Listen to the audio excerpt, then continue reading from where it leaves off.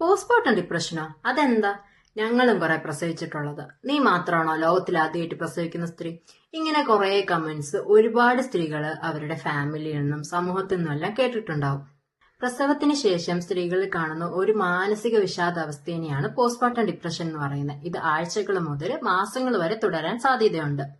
ഇങ്ങനെയുള്ളവർക്ക് പെട്ടെന്ന് mood swings വരാം. ചിലർ ഭയങ്കരമായിട്ട് കരയുന്നുണ്ടായിരിക്കും, ചിലർ പെട്ടെന്ന് ഇറിറ്റേറ്റഡ് ആവും. ചെറിയ കാര്യങ്ങളിൽ പോലും ഇറിറ്റേറ്റഡ് ആയി ദേഷ്യം വരിക, കുഞ്ഞിനോട് പോലും ദേഷ്യം തോന്നുക, കുഞ്ഞിനോട് ഒരു അറ്റാച്ച്മെന്റ് ഇല്ലാതിരിക്കുക.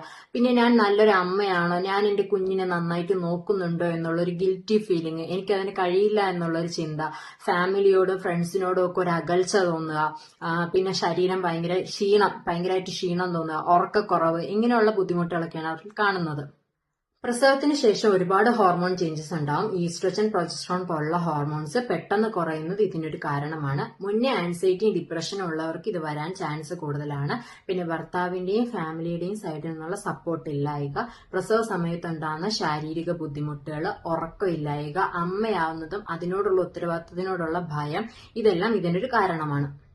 ഇത് നമുക്ക് ചികിത്സിച്ച് മാറ്റാവുന്നേ ഉള്ളൂ. ഏറ്റവും ആദ്യം വേണ്ടത് ഭർത്താവിന്റെയും ഫാമിലിയുടെയും സൈഡിൽ നിന്നുള്ള സപ്പോർട്ടാണ്.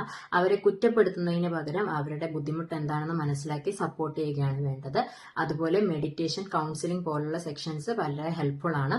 മാക്സിമം ഉറങ്ങാനുള്ള സാഹചര്യങ്ങൾ അവർക്ക് ഉണ്ടാക്കി കൊടുക്കുക, ന്യൂട്രീഷ്യസ് ആയിട്ടുള്ള ആഹാരങ്ങൾ കൊടുക്കുക, ലൈറ്റ് ആയിട്ടുള്ള എക്സസൈസുകൾ, നടത്തം പോലുള്ള ലൈറ്റ് എക്സസൈസുകൾ ചെയ്യുക, പിന്നെ പ്രാണായാമ, യോഗ പോലുള്ള എക്സസൈസുകൾ ചെയ്യുക.